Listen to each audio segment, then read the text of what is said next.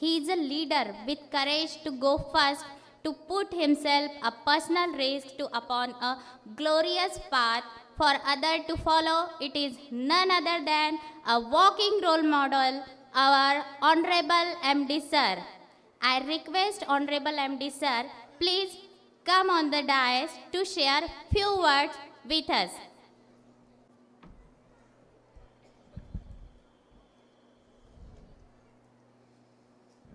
सभी को जय श्री कृष्ण। आदरणीय अतिथिगण, सौ सपना हरने मैडम न्यायाधीश धर्माबाद, सौ नीलम कांबळे मैडम मुख्याधिकारी नगर परिषद धर्माबाद, कुमारी माधुरी रामचंद्र पाटिल आर्किटेक्ट इटली, जरूर इटली से है पर वो हमारी ही धर्माबाद से है, और सभी पेरेंट्स, अध्यापक एवं सभी पत्रकार बंधु, प्यारे बच्चों, आप सभी का फिट है तो हिट है इस कार्यक्रम के बहाने मिलकर मैं अपने आप को प्रसन्न और बहुत गर्वनीय महसूस कर रहा हूँ। आप सबका तहे दिल से धन्यवाद करना चाहता हूँ, इसके लिए नहीं कि आपने अपने बच्चों को इस स्कूल में प्रवेश दिलवाया है, बल्कि इसके लिए कि आपने हमारे इस प्रयास को समर्थन किया, इसकी सराहना की और हम सब पर असीम विश्वास दर्शाया। धर्माबाद जैसे शहर में सभी नागरिकों को अच्छी सुविधा प्राप्त करने के लिए संघर्ष करना पड़ता है। बाकी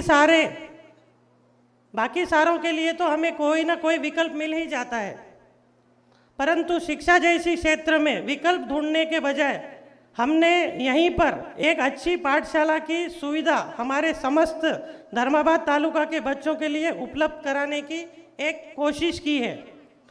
इसमें विशेष रूप से आदरणीय भाई जी श्री राधेश्याम जी चांडक का धन्यवाद देता हूँ कि उन्होंने हमारे काकानी परिवार पे एक भरोसा दर्शाकर हमें इस स्कूल डालने के लिए प्रोत्साहन दिया। विशेष तज्ञ मानते हैं कि स्कूल की इमारत खड़ी करना एक बात है, परंतु उसे सुचारू रूप से चलाते रहना अपने आप में एक बहुत बड़ी चुनौती है। इस विषय में हमने एक बड़ी पहल की है।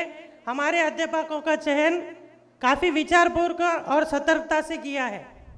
RKSUM के सभी अध्यापक भारत के विभिन्न प्रांतों से तथा महाराष्ट्र के अलग अलग शहरों से हैं। यही नहीं, शिक्षा के क्षेत्र में नवाचार लाने वाला प्रयास भी हम कर रहे हैं, जैसे कि राष्ट्रीय शिक्षा नीति का कार्यक्रम करने के लिए अध्यापकों का प्रशिक्षण, जहाँ के IIM के डायरेक्टर की पोस्ट पर हमारे ही बड़े भाई श्री डॉक्टर राम कुमार काकानी जी हैं, और उनकी सहायता से आने वाले मई के महीने में हमारे RKSUM के सभी शिक्षक की ट्रेनिंग के लिए हम IIM रायपुर द्वारा की जा रही है। और शायद ये भारत की पहली बार होगा कि जब कोई स्कूल के टीचर इस तरह का अनुभव प्राप्त कर सकेंगे। दूसरी बात यह है कि कुछ दिन पहले अपने स्कूल में AFS इस अंतर्राष्ट्रीय संस्थान के साथ समझौता किया, जिसकी वजह से टीचर और स्टूडेंट के लिए एक्सचेंज प्रोग्राम होने के माध्यम से भारत के अच्छे स्कूलों से जाने का बच्चों का मौका मिलेगा, जैसे कि अजमेर की मायो कॉलेज, देहरादून की सेलवाली कॉलेज आदि।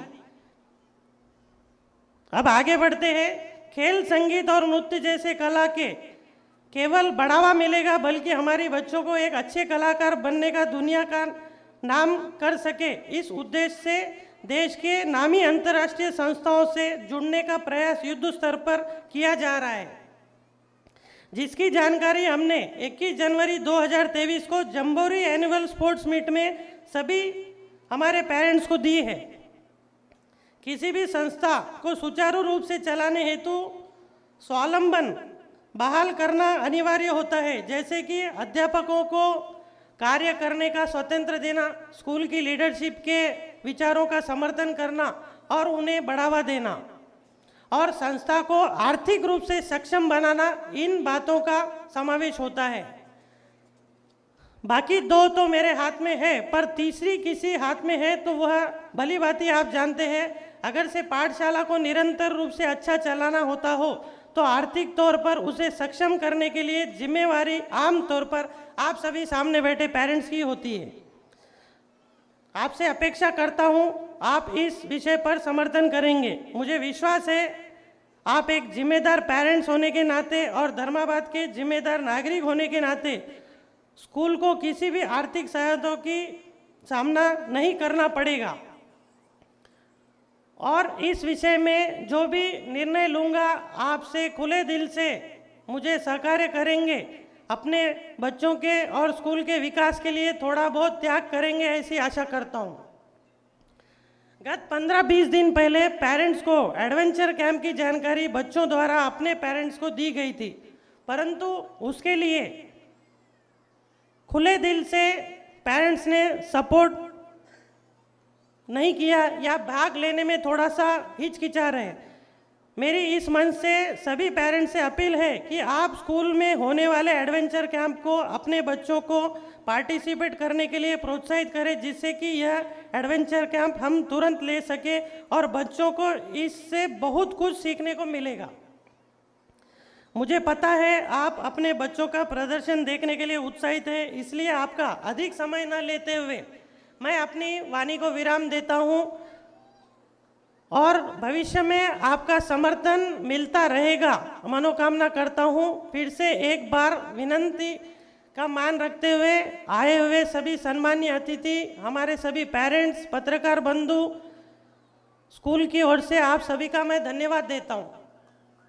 एक विशेष इस मंच से जैसे मैं बताना चाहता हूं कि आज आपको मंच पर सभी बैठे हुई महिलागण दिख रही है, तो धर्माबाद में सबसे बड़ी आज अगर कोई भी ऑफिस में महिलाएं हैं तो आज आप देख लो, आप खुद न्यायाधीश महिला है, हमारे सीओ मैडम महिला है, उसके बाद में आज रजिस्ट्री ऑफिस में जाओ तो महिला है, और आज अगर पुलिस स्टेशन में जाओ तो भी पीएसआई महिला है। और महिलाओं के लिए खास करके अगर आज कोई चीज़ का निर्णय यहाँ से ले सकते हैं तो मुझे पक्का विश्वास है कि सीओ मैडम ले सकते हैं। आज सामने बैठी हुई महिला, मुझे ये बोलने को बहुत बुरा भी लग रहा है लेकिन बोलना पड़ रहा है मैडम कि भाई आज इतनी सारी महिला है, इन महिलाओं को हमारे धर्माबाद में कोई भी एक ऐसा गार्डन नहीं है या फिर उनके लिए टहलने के लिए कोई जगह नहीं है। और मुझे आज ऐसा लगता है कि आपको कोई 18 या 20 कोई भी काउंसलर की साइन की जरूरत नहीं है, आप एकाधिकार में बैठे हैं। मैं एसडीएम साहब से भी विनंती करूंगा कि भाई इसको आप कहीं ना कहीं जगह दो और हमारी बैठी हुई महिला बहनों के लिए कोई एक अच्छी ऐसी जगह दो कि भाई आज उनको कोई भी तरीके की तकलीफ ना हो। आप अगर यहाँ बैठी हुई महिलाओं को अगर आप चेक कराएंगे तो जैसे मेरे अंकल डॉक्टर बैठे 70% महिला को आप अगर चेक करेंगे तो उनको थायराइड निकलेगा। उसका रीज़न है कि भाई महिला कहीं बाहर जाती नहीं, वो घर में ही बैठे रहते हैं, वो जरूर बाहर जाने का मौका ढूंढते हैं, कहीं घूमने के लिए भी देखते हैं। बहुत बार देखा गया कि भाई हमारी महिलाएं कहीं टहलने को जा रही है रेलवे स्टेशन पे तो कोई कुछ निकाल ले रहा है, कोई कुछ निकाल रहा है, ऐसे डर से महिला भी कहीं बाहर नहीं जा सक रही। तो मैडम आपके रहते हुए आपको हम इस मन से, मैं कोई लीडर नहीं हूँ लेकिन मेरे 1600 जो बच्चे हैं उनकी माता बहनों के लिए जरूर विचार करिए, धर्माबाद के लिए जरूर विचार करिए और इसको पहल में लाके आपको मैं विनंती कर रहा हूँ इस मन से कि भाई हमारी महिलाओं के लिए आपको कुछ ना कुछ करना पड़ेगा, क्योंकि आप खुद एक महिला है। आप भी सुबह उठ के अपने हस्बैंड के साथ जब 2 व्हीलर पे बाहर जाते हैं तो वो 2 व्हीलर पे ना जाते हुए आप खुद अपने ही बनाए हुए गार्डन में जाएंगे तो और भी मजा आएगा। इस मन से ये मैं बोलना चाह रहा हूँ। आपका फिर से एक बार धन्यवाद।